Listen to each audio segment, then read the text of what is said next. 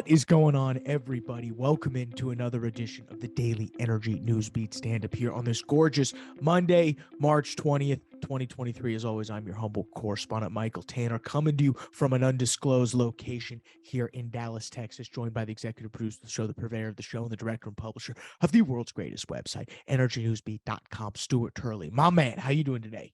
It's a beautiful day in the neighborhood, and it's a great day for digging a ditch. No wonder I'm a podcast host. Yeah, for a little insight, guys.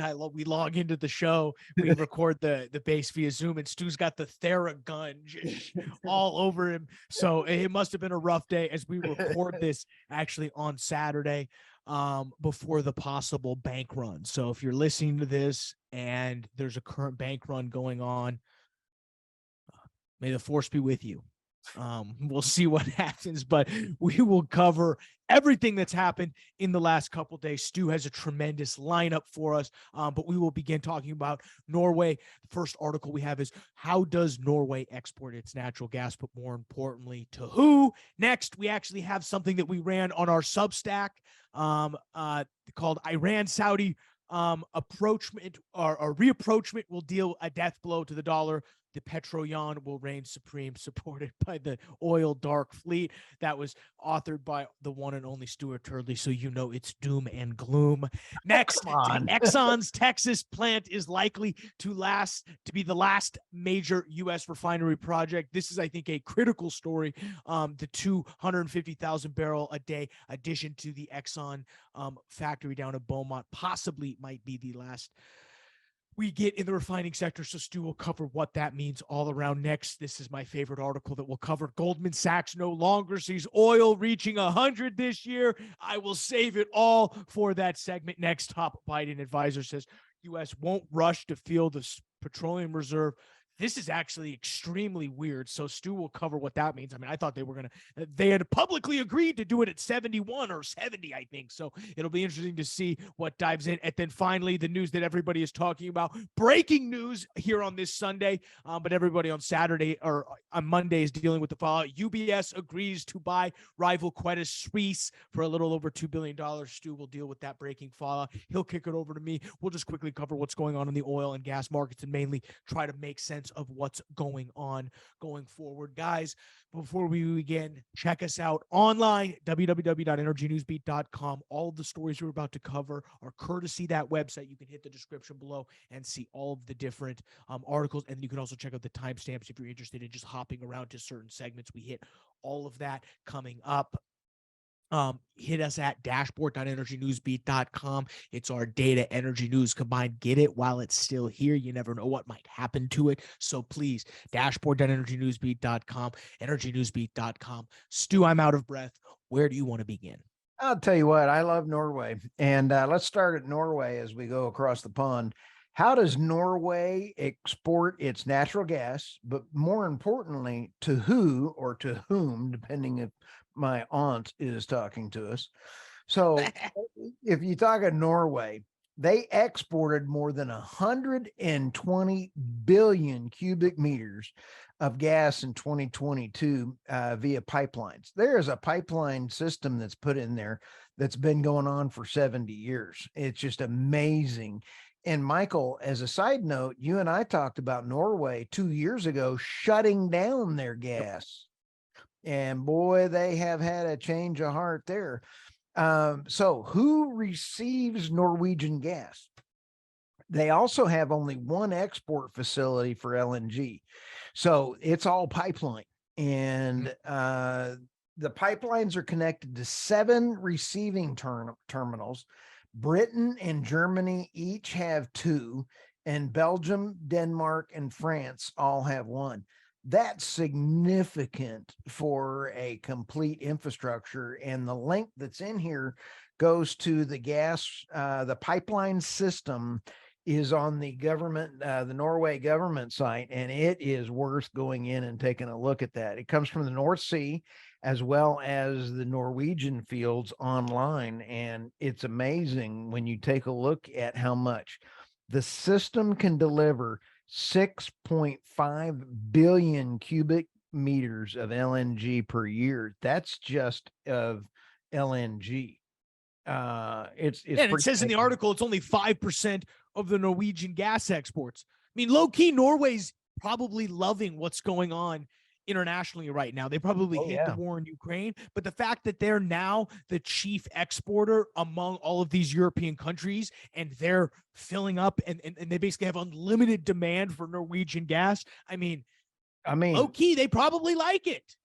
Oh, absolutely. And so they are starting their more EMP operations. It's amazing. Why would you not? It's amazing how they were about ready to curtail that. So amazing what money does. It is. So let's go to the next one. Hey, Michael, this one came off of the Energy Newsbeat Substack. The Iran Saudi will I noticed that. So to give everybody a notice, if you wondered why I stuttered in my initial opening, because Stu's got a typo. He's got beautiful Substack article, can't figure out how to, he needs an E, reapproachment instead of rat approachment. What an idiot. I better talk to somebody on that one. Oh, that's me. Will a deal death blow to the dollar? The petro will reign supreme, supported by the oil and dark fleet. Dun, dun, dun. There are 3 big articles that I used when looking at this, and people are calling it the ghost fleet. Some people are calling it the dark fleet, the gray fleet. So we're just going to call it the dark fleet. And here's why. So when you take a look, all of the problems in the oil and gas market are coming from U.S. and UN sanctions on Russia. The next part of that is the geopolitical stuff that the Biden administration is doing, is enhancing Russia, China, Iran, Iraq, and India all to move over to the petroleum. And what that means is they're going to be trading into, they're going away from the petrodollar. So, and then the S&P Global really got into it. The S&P Global paper says they estimate 443 tankers with great distributed weight of more than 10,000 are currently operating in the ghost, shadow, or dark fleet, whichever one you want to pick. They're adding 33 a month to that, Michael. It's just amazing how many are going there. Yeah, it is. I highly recommend subscribing to our Substack. You can do that via the description below, because Stu puts a lot of really custom content there. I mean, again, this is, again, as I mentioned, this maybe isn't as doom and gloom, but it does get into specifically, I love when we talk about spoofing, doping. I mean, the dark fleet is real. I will admit there are tankers that we don't know about. You know, people openly write about them. You've got the beautiful quote here from S&P Global. It could get, do I believe the petro-yuan will actually start? No, but let's play the theory out. If it does happen, it's disastrous for the world, at least not the world economy, because China would love it, but it would be disastrous for our cementation as the global economic player. We just become another country in the mix. Yes, we'd still have a strong military, but from an economic standpoint, we wouldn't be able to wield nearly as much power. So to play the counterfactual, it is scary. Now, do I agree that it's going to go there? I don't think so, but I've been wrong before. Well, I think it's going that way because of the Biden administration. I'll be quite honest with you. But you were a fan of him. I actually like my country. But when we sit back and you sit back and think, they are doing everything that they possibly can to be stupid, and they are driving the rest of the world away from the United States. There's my opinion. Sweet. What's next? Their actions are doing it, not me. So, okay. Fair enough. What do we got next? Exxon's Texas plant is likely the last major U.S. refinery. Yes. Michael, this is huge. Speaking of Biden and his policies, you're not going to be able to get any more for our podcast listeners, Michael has got his head banging against the mic. He knows that I'm on a roll today. Bang, bang. So you have Marathon, and 1977 was the last, 1978 was the last year that we had a very large refinery built. The only other ones have been small refineries, and then this is the largest refinery upgrade. They increase 250,000 barrel increase in daily capacity that will make the Beaumont complex second in size to Saudi Aramco's plant in Port Arthur. Holy smoke, that's a biggie. Yeah, I mean, 250,000 barrel a day refining capacity is nothing to sneeze at. It's not great. We probably need 4 more of those. But I think the way that they had to go about getting this permitted was absolutely insane. We talked about they've been in the work for over 5 years now. They've been trying to make this pitch. I think it said in the article, Stu. So think about that. 5 years to just get 250,000 barrels because of the advanced regulations that it took to even get to this point in an existing refinery. Imagine a new refinery. It's not going to happen. The only thing you're going to see going forward is these extensions.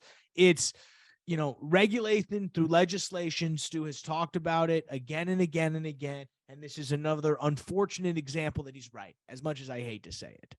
Kind of goes back to what my earlier comment was about that's one of the things that's going off on Twitter. I showed this robot falling down a thing of escalator stairs, and I put on there the Biden energy policy is it takes out a whole bunch of people at the bottom of the escalator. Okay. All right. What's next? I think my favorite story's up next. It is. This is all you, baby. Goldman Sachs no longer sees oil reaching $100 a year. There's a nice video from Bloomberg in there too. So, quote, oil prices have plunged despite the China demand boom, given banking stress, recession fears, and an exodus of investor flows. The bank said in a March 18th note, historically, after such scarring events, positioning and prices recover only gradually, especially after long-dated prices. So we got down to what, 73 a barrel this past week? We're 66 right now. Yeah, oops. What are your thoughts, Michael? I mean, that quote, Stu, is some of the most cogent and coherent analysis I've ever heard out of Goldman Sachs, because they're exactly right. Everybody was banking on Chinese demand as going to be the catalyst for oil prices. Well, guess what, guys? China demand is back, and oil prices have only continued to slump. Why? Because supply and demand are not necessarily the only things that impact oil prices. When we go into a recession, oil prices do not do well. As these banks start failing in the midst of it, UBS is buying Credit Suisse. We're about to cover that for like $2 billion. That was like a $50 billion bank at one point. They're getting bought for $2 billion. Okay. Wow. So whenever the recession comes, whether it's here or not, oil prices will not do well. So, I mean, I read this again. Oil prices have plunged despite the China demand boom, given banking stress, recession fears, and exodus of investor flows. Historically, after such scarring events and positioning, prices recover only gradually, especially long-dated prices. So what are they saying there? Oh, even Q3, Q4 prediction is probably going to be lower than we originally expected. Why? Because after quote-unquote scarring events, these massive bank failures and a deep recession, if we actually start seeing unemployment rise where people start getting laid off, which we don't want to see that, but if that's what's coming in the recession, oil prices won't do well. So, I mean, good for Goldman Sachs to come out and admit it. Now, unfortunately, Stu can't get a job there anymore, so he's just back on the train with us. But, you know, this is some of the most coherent analysis I've ever seen. So props to them. You got to love them, man. You know, that banking scarring is what happened to me after my first marriage. So, you know, I understand that. No wonder oil prices are going to be brutalized. Okay, so let's go to the next one. So, top Biden advisor says U.S. won't rush to fill the petroleum reserve. Huh. Okay. The SPR, the Biden administration devastated the SPR, Strategic Petroleum Reserve, last year in order to get ready for the midterms and manipulate the markets. And now it was designed to, this is a quote out of the article, shield the country from supply disruptions, is currently at 371 million barrels, the lowest since the 1980s. We have a war. We have a disruption. We are in dog do. I mean, the Biden administration pooped on the rug. This is not good. Now, the quote in here, President Biden is still committed to replenishing the SPR after extraordinary draws last year. Huh, really? Nothing happens overnight. Oh, you have to decide that this is the right environment. So therefore, you wait to see where the prices are going to be landing. I mean, here's my thoughts, Stu. If you said you were going to buy at 70, why aren't you buying now? Exactly. They want to keep the SPR low. They must somewhat think having low strategic petroleum reserves are good. That's scary because that shows an insane lack of good judgment. That's to not have a reserve. What? There's two things. And that is they spent all the money and profit because the cost in the SPR, I believe, was $26 a barrel, and they sold it to China companies. They sold it to, hey, you want, I'm not going to go there. No, I wasn't saying, I wasn't giving you a face. You were shaking your head like you were about to beat me up again, dude. I'm just telling you facts. And facts are that they sold them to China. They sold a bunch of it to China. They sold it, they pocketed the money, and that money went into other funds that they cannot pull money out of now until they go through. That's why they're not filling it up right now. It's because they've siphoned the money off. Anyway, personal opinion. I mean, I agree with that analysis, Stu. So you're not going to get an argument from me. How fun. All right. So I think we're coming around the corner to UBS there. You about ready? Yeah, I mean, I think, considering the fact that this banking crisis is going to impact oil in a negative way, I think it's important to cover specifically just what's going on. So UBS right now is in talks, was in talks all this weekend. And just as we started to record this here about 3:45 on the 19th, has agreed to buy Credit Suisse for about $3.2 billion. They're getting a $54 billion quote unquote loan from the Swiss National Bank, which will be able to help finance the rest of it. The Swiss, they've really up. It's actually 100 billion Swiss francs, or 108.8 billion. I mean, as far as this is to say, the whole premise was too big to fail is out the window, because we're also now seeing, we saw this weekend, that mid-sized banks are asking the FDIC to insure all unsecured deposits for 2 years. Right. The unraveling is here. I'm not saying if there's a bank run that happens tomorrow, people, I'm sorry, and I'll be on the streets with you, because I'm in Bank of America, so hopefully they're good. That's we're all in on Bank of America here in the Taylor household, so fingers crossed. But if there's a bank run, I'm in trouble. So we hope you are too. Yeah. I don't have any. I told Stu, if there's a bank run that starts tomorrow and anarchy sets in, I'm heading up north to find you. You got a cot here.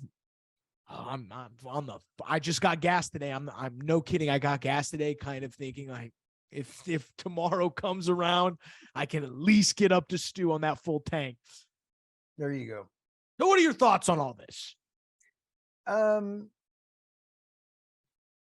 I knew last year when I said there was a great awakening coming on. And I, before you throw up, and I found where I said it, and the Great Awakening is going on. And I also thought that we were going to have a recession. I always thought we were in a recession in last December. And the world is coming around to some of the toughest times it's ever seen. And it's because of printing money. The global printing of money is the payment is now coming due. And this is only the first part. Yep. No, I mean, we probably are in a global recession, or we're coming up to one, and it's the outlook doesn't look pretty. So Goldman Sachs, we appreciate you coming out with some coherent analysis. But anything else? I think we're going to have a good light at the end of the tunnel, and it's not a train. So I think that we will come around out of this. Okay. Are anything else? I'm good. We are going to have a very interesting week. There's some things coming around the corner. We'll talk about it tomorrow. No, we will. Oil and gas markets are closed. We're trading at 66, or the market closed at 66.53, $2.35 for natural gas. Again, as prices go, or as these banks go, so will prices go. So don't let anybody fool you about China demand. That's my only thing this week. Don't let me fool you about China demand. Hopefully everybody has cash when they wake up tomorrow as you listen to this. If you are struggling and there is no cash and you're at King Soopers listening to this, don't punch the person next to you. Just slightly take the bread and run. Just don't punch the person next to you. We don't need to descend into peer-to-peer comment. Just take the bread and run. Oh my goodness. Yeah. This show is sponsored by Kroger. Anything else, Stu, before we let these guys go? I think we're good. We're going to have a wild and crazy news week. Yikes, guys. Well, on that fun note, we'll let you get out of here. Thanks for checking us out. Energy Newsbeat Podcast for Stuart Turley. I'm Michael Tanner. Stay safe out there.